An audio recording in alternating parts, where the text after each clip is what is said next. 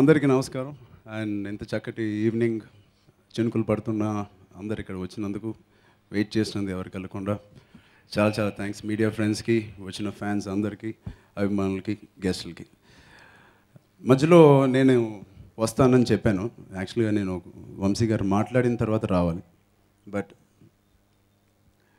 నాకెందుకో స్పాంటేనియస్గా ఇప్పుడు అనిపించింది, వంశీ గారిని ఎవరో కాదు నేనే ఇన్వైట్ చేయాలి. అంత గర్వంగా ఉంది ఆయన ఇన్వైట్ చేయండి. ప్లీజ్ వెల్కమ్ మన తెలుగు సినిమా అసెట్, ఆస్తి మన ఇండస్ట్రీకి. ప్లీజ్ వెల్కమ్ వంశీ గారు. 2 మాటలు, 4.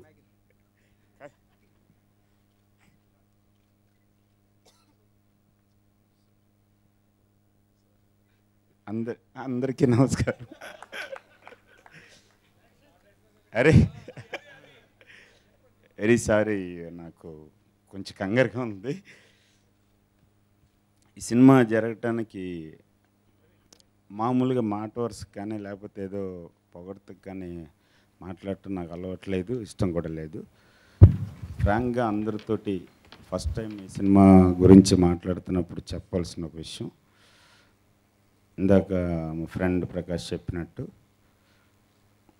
ఒక 3 or 4 years ఒక very mean period, lean period, loan period, LONE and LON loan period. చాలా మొహాలు పక్క తిప్పుకోవటం, కామెంట్లు చేయటం, సరిగ్గా ట్రీట్ చేయకపోవటం. ఒక రోజు ఒక వెరీ అన్ఫార్చునేట్ ఇన్సిడెంట్ ప్రకాష్కి తెలుసు. అంటే అన్ఫార్చునేట్లీ ప్రకాష్ లాంటి ఫ్రెండ్ కూడా ఒక 4-5 yearsగా దూరంగా ఉండి చాలా లోన్లీగా ఫీల్ అవుతున్నప్పుడు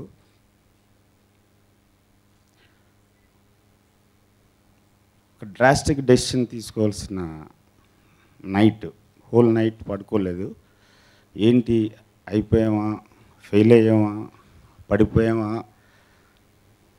చచ్చిపోయామా, లేదా ఫైట్ చేయాలా? ఫైట్ చేయాలంటే ఎక్కడి నుంచి స్టార్ట్ చేయాలి, దేంతో స్టార్ట్ చేయాలి? అప్పుడు గుర్తొచ్చిన ఒకే ఒక పేరు అన్నయ్య.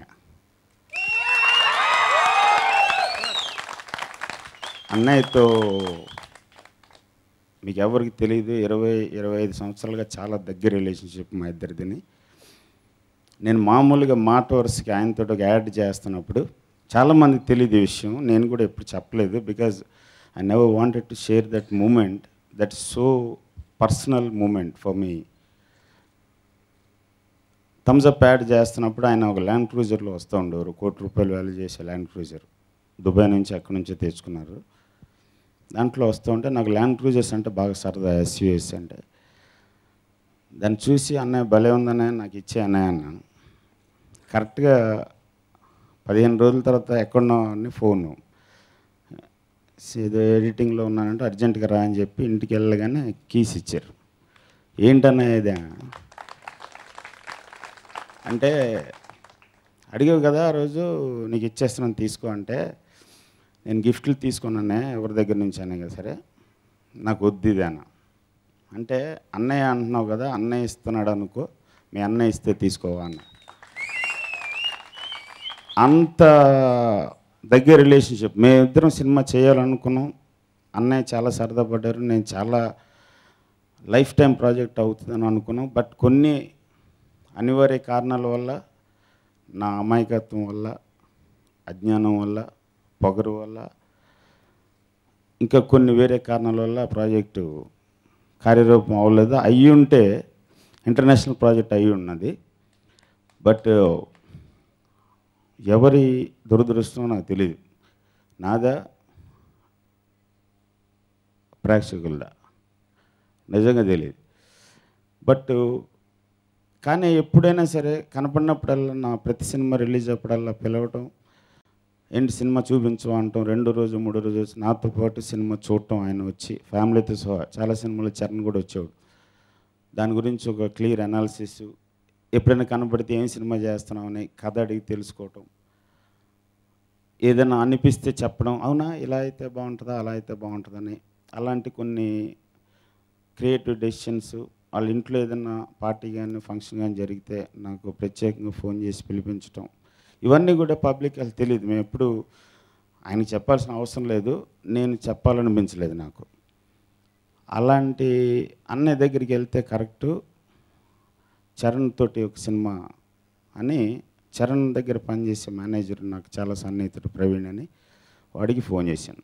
నేను ఏదో అనుకుంటున్నాను రా, చాలా లో కాన్ఫిడెన్స్ లెవెల్స్, అవ్వదేమో అవ్వదు, ఒక రాయేద్దాం పోయిందేముంది అన్నయ్య దాంతో ఖాళీ ఉంటే ఒక 2 వీక్స్లో కానీ 1 మంత్లో కానీ ఒక 10 minutes అపాయింట్మెంట్ ఇస్తే నేను ఒక ఐడియా చెప్తాను, తను నచ్చితే దాని తర్వాత చూద్దాం రా అంటే 1 hour తర్వాత ఫోన్ వచ్చింది.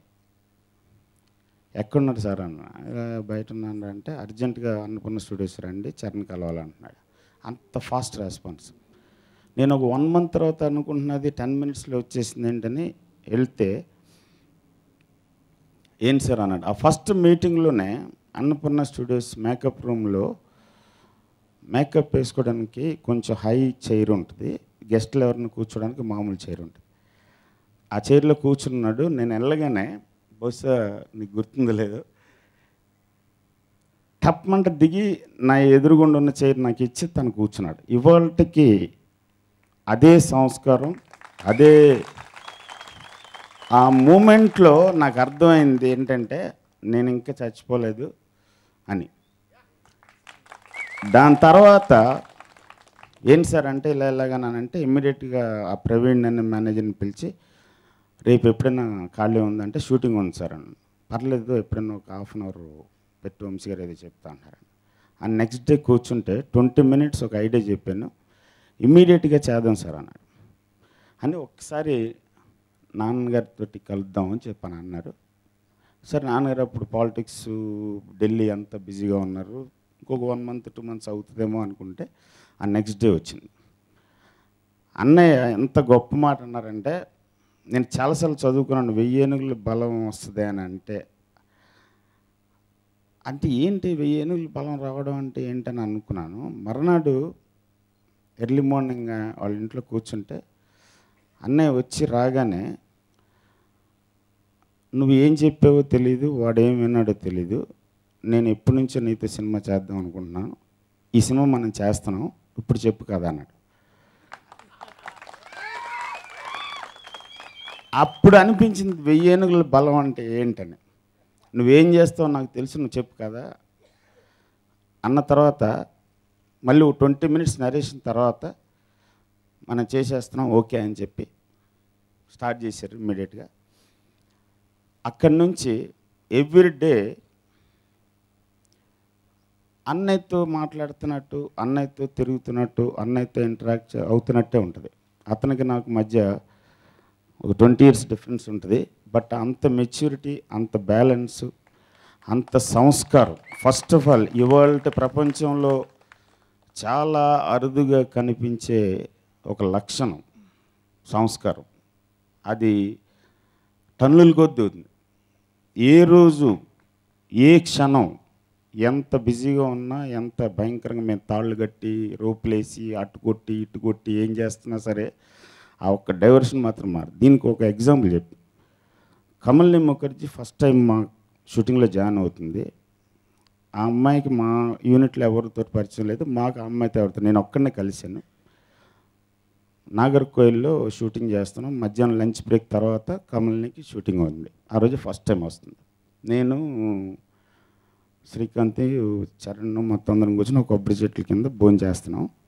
తినబోతుండగా డ్రెస్ చేసుకుని కమల్ని వచ్చింది, చూపిందాం అని చెప్పి. హాయ్ హాయ్ అంటే మేము అందరం హాయ్ అంటున్నాము. టక్కుమంట లేచి వెళ్ళి ఆ అమ్మాయికి చైరేసి భోజనం చేస్తున్నాడు ఒక్క చేతితోటి. అమ్మాయికి షేక్ హ్యాండ్ ఇచ్చి ఫస్ట్ అమ్మాయికి భోజనాన్ని కూర్చోబెట్టి తర్వాత కూర్చున్నాడు. సిగ్గేసింది ఫస్ట్ టైం నాకు. ఇది చరణ్ అని అనుకున్నా, అన్నయ్య అనుకుంటాను నేను. అన్నయ్య అలాగ తయారు చేసాడు. సో దాని నుంచి ఇవాళ సాయంత్రమే షూటింగ్ క్లైమాక్స్ సీన్ షూట్ చేస్తున్నాం, క్లోజప్. జనరల్గా నేనే రాక్షసుని, అప్పటికే ఒక 7 టేక్స్ 8 టేక్స్ అయితే అప్పటికి సాటిస్ఫై అవ్వట్లేదు. లేదు ఇంకోటి చేద్దాం, మీరు ఇందాక ఏదో చెప్పారు అది కావాలి అది రావాలి అని అంటేనే పుష్ చేస్తున్నాడు. జనరల్గా 4 టేక్లు అవ్వగానే ఏ ఆర్టిస్ట్కైనా ఒక ఇరిటేషన్ వచ్చేస్తుంటుంది, ఏంటి ఇటు చంపుతున్నాడు, ఏముంది అక్కడ, అది ఇదని.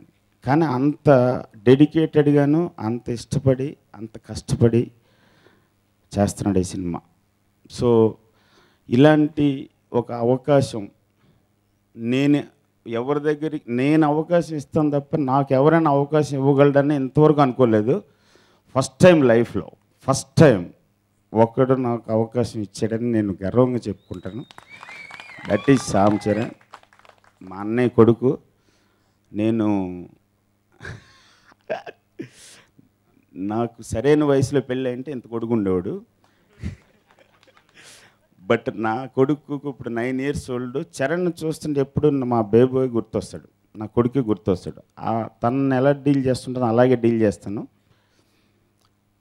ఎంత క్లోజ్నెస్ ఇచ్చినా ఇవాళకి కూడా ఎవరితోటి కూడా, నాతోటనే కదా ఎవరితోటి కూడా ఎప్పుడు ఆ లైన్ దాటాడు. అదే మర్యాద ఉంటుంది, అదే సంస్కారం ఉంటుంది. అతని దగ్గర నేర్చుకోవాల్సిన చాలా లక్షణాలు ఉన్నాయి.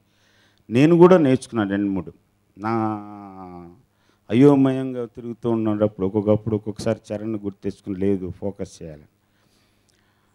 తర్వాత ఈ సినిమాని కేవలం చరణ్ మాట, ఇందాక చెప్పిన దాన్ని బట్టి, చరణ్ మాటను బట్టి ఇంత వైభవంగా, నిజంగా చాలా వైభవంగా ఉంది. ఇందాక గణేష్ చెప్పినట్టు ఇది ఒక శాంపులే, just 40 seconds sample. 2.5 hours 2.5 hours చక్కనైనా చిక్కనైనా మనందరం చాలా హ్యాపీ ఫీల్ అయ్యే, ఆనందపడే సినిమా, గర్వపడే సినిమా కూడా అన్నాను నేను. చాలా చాలా హ్యాపీ ఫీల్ అయ్యే సినిమా, పదే పదే చూసుకునే సినిమా, కనీసం ఒక 50 ఏళ్ళ పాటు ఉండే సినిమా అవుతుంది. ఇది ఓవర్ కాన్ఫిడెన్స్ తోటి, ఆరోగెన్స్ తోటి చెప్పట్లేదు, నాకు దాని మెటీరియల్ తెలుసు కాబట్టి. అందులోకి ఏమేమి వెళ్తున్నాయో, ప్రకాష్ రాజ్ కానీ శ్రీకాంత్ కానీ టాలెంటెడ్ యాక్టర్స్, ఫెంటాస్టిక్ యాక్టర్స్, విలక్షణ నటుడు, సెలక్షన్ నటుడు, ఈ రకరకాలు ఇవన్నీ పక్క పెట్టేస్తే వాళ్ళు ఎంత ఫుల్ హార్టెడ్ పర్సన్స్ అనేది నాకు తెలుసు. ఆ హార్ట్ ఎంత ఈ సినిమాలోకి వెళ్తుందో తెలుసు. అందుకని చెప్తున్నా, ఈ సినిమా చాలా సంవత్సరాల పాటు ఉండే సినిమా అవుతుంది, అది నా గ్యారంటీ. ప్లస్ ఇంకొక పిల్లర్ ఈ సినిమాకి సమీర్ రెడ్డి. నేను రాము గారి దగ్గర అసిస్టెంట్గా పనిచేస్తున్నప్పుడు చిన్న పిల్లోడిలాగా వచ్చాడు. ఇప్పుడు ఏడిపిస్తూ ఉంటాను, నిక్కర్లేసుకు వచ్చేవారు ఆ రోజు అని. అండ్ ఎవరెవరు ఆయన ఒక చిన్న కిడ్ బ్రదర్ లాగా అంటాడు. వాడు వాళ్ళ ఇంత పెద్ద సినిమాకి ఇందాకే రెహమాన్ గారని ఇంకొక హీరో ఇంకొక ఇంపార్టెంట్ క్యారెక్టర్ చేస్తున్నాడు. సమీర్ ఈజ్ వెరీ ఫాస్ట్ ఆయన ఇవాళే వచ్చాడు స్పాట్లోకి. అంత ఫాస్ట్గా అంత క్వాలిటీ ఇస్తూ, ఎప్పుడు నవ్వుతూ, కూడా తిరుగుతూ, నేను పెట్టే హింసను భరిస్తున్న సమీర్కి ఎక్స్ట్రా థ్యాంక్స్. తర్వాత అశోక్ ఏంటనేది ఆర్ట్ డైరెక్షన్ మీరు ఆల్రెడీ చూశారు. One more thing, most important factor, నేను ఒక 4-5 yearsగా చేంజ్ చేస్తున్నాను అతను, యువన్ శంకర్ రాజా అని, ఇళయరాజా గారి రెండో కొడుకు. మోస్ట్ టాలెంటెడ్ గై, మాస్టర్ అని పిలుస్తూ ఉంటాను నేను. 2-3 సార్లు చేద్దాం అనుకున్నా, మిస్ అయింది. ఫైనల్గా చాలా కష్టపడి చేంజ్ చేసి పట్టున్నాను ఈ సినిమాని. తరతరాలకి గుర్తుండిపోయే సినిమా ఒక సాంగ్ చేశాడు, మేము ఆల్రెడీ షూట్ చేసాం ఆ పాటని. తరతరాలు గుర్తుంటుంది. ఎంత గొప్ప పాట చేశాడంటే దానికి సుద్దాల అశోక్ తేజ లిరిక్స్ రాశాడు. చాలా గొప్ప పాట అవుతుంది. అతనితోటి చాలా చిన్నపిల్లడు, అతనితో డీల్ చేస్తున్నప్పుడు అనిపించింది, బహుశా ఇది హిస్టారికల్ ఈవెంట్ ఏమో తెలీదు. తండ్రి మ్యూజిక్ డైరెక్టరు, అన్నయ్య మ్యూజిక్ డైరెక్టర్. ఇక్కడ ఇళయరాజా చిరంజీవి గారి కాంబినేషన్లో బోల్డ్ హిట్స్ వచ్చినాయి. మళ్ళీ చిరంజీవి గారి కొడుకు ఇళయరాజా గారి కొడుకు కలిపి చేస్తున్న సినిమా ఫస్ట్ టైం అయి ఉంటుంది. ప్లస్ చాలా గొప్పగా ఉంటుంది సినిమా, చాలా గొప్ప మ్యూజిక్ చేస్తున్నాడు అతను. అండ్ ఇప్పటికీ 3 పాటలు ఇచ్చాడు, ఇంకొక 3 పాటలు ఇవ్వాలి. I'm sure he will do a dazzling job. And cinema వరకు వస్తే, ఇందాక మా ప్రకాష్ చెప్పినట్టు గణేష్ చెప్పినట్టు చిక్కనైన తెలుగు సినిమా. ఒక లండన్లో పుట్టి పెరిగిన అక్కడ వాతావరణానికి, అక్కడ సంస్కృతికి, అక్కడ సంస్కారాలకి అలవాటు పడిపోయిన ఒక కుర్రాడు తన రూట్స్ ఇండియాలో, ఆంధ్రప్రదేశ్లో ఒక పల్లెటూరులో ఉన్నాయని తెలుసుకుని ఆ రూట్స్ని వెతుక్కుంటూ వచ్చి దాన్ని ఆస్వాదిస్తూ ఆనందిస్తూ ఫైనల్గా ఇక్కడే ఉండిపోదాం అనుకునే ఇవాళ జనరేషన్కి రిప్రజెంటేషన్గా రామ్ చరణ్ క్యారెక్టర్ ఉంటుంది. అతని పేరు అభిరామ్ ఈ సినిమాలో. ఆ క్యారెక్టర్లో క్యారెక్టరైజేషన్ పూర్తిగా చరణ్దే అన్ని రకాలుగాను. దాన్నే బోల్డ్ అంతా స్టడీ చేసి తను అబ్జర్వ్ చేస్తున్న లాస్ట్ 1 year నుంచి దగ్గరగా చూస్తున్నది. ఒక 10-15 years నుంచి అప్పుడప్పుడు చూస్తున్నది. ఆ క్యారెక్టరైజేషన్ పట్టును చేశాను. నెక్స్ట్ కాజల్, నా వరకు చందమామ. సో షీజ్ ఎలా ఉందో మీరు ఇక్కడ చూసుంటారు. ఈ సినిమాతో ఫస్ట్ టైం పనిచేస్తున్న Kamalinee Mukherjee, very thinking actress, highly read person, very knowledgeable. అమ్మాయి దగ్గరికి ఏదైనా సీన్ చెప్పడానికి భయం వేసే అంత నాలెడ్జబుల్. క్వశ్చన్ వేసిందంటే నాకు ఆన్సర్ వస్తుందా రాదా అని చెప్పి. దాని తర్వాత ప్రకాష్ అండ్ మీ, నేను ఐడియా అయితే ప్రకాష్ యాక్షను, నేను థాట్ అయితే వాడు ఫైట్. సో ఆ కంప్లీషన్ ప్రకాష్ తోటే వస్తుంది. శ్రీకాంత్కి నాకు పెద్ద తేడా ఉండదు. శ్రీకాంత్ వెనకాల నేను తోస్తూ ఉంటే శ్రీకాంత్ ముందుకు వెళ్ళిపోతుంటాడు. సో తనతో అంత కంఫర్ట్. సో మిగతా ఆర్టిస్టులు అందరూ కూడా చాలా బాగా చేస్తున్నారు. అన్అఫీషియల్గా ఇదివరకు ఎప్పుడు డైరెక్షన్ అన్అఫీషియల్గా డైరెక్ట్ చేసినప్పుడు జయసుధ గారితో చేశాను. మళ్ళీ ఇన్ని సంవత్సరాల తర్వాత చేస్తున్నాను. ఒక సీను మొత్తం ప్రకాష్ లాంటి వాడినే తినేసింది పట్టుకుని ఆవిడ. ఫెంటసీ చేసింది. ఇకపోతే ఈ సినిమాకి క్రియేటివ్ సైడు నాలాంటి ఒక అబ్స్ట్రాక్ట్ పర్సనాలిటీని కంట్రోల్ చేస్తూ ఎప్పటికప్పుడు గైడ్ చేస్తూ బోల్డ్ అంత ఇన్పుట్ ఇస్తూ చేస్తున్నప్పుడు కూడా సైడ్ వేస్తున్నాం. మా గురూజీ అని పిలుచుకునే డియరెస్ట్ పరశూరి వెంకటేశ్వరరావు గారు alias Palleturu brothers. I'm so thankful to them. ఇంకేం చాలా అనుకుంటా. And finally thank you so much నాన్న. I love you.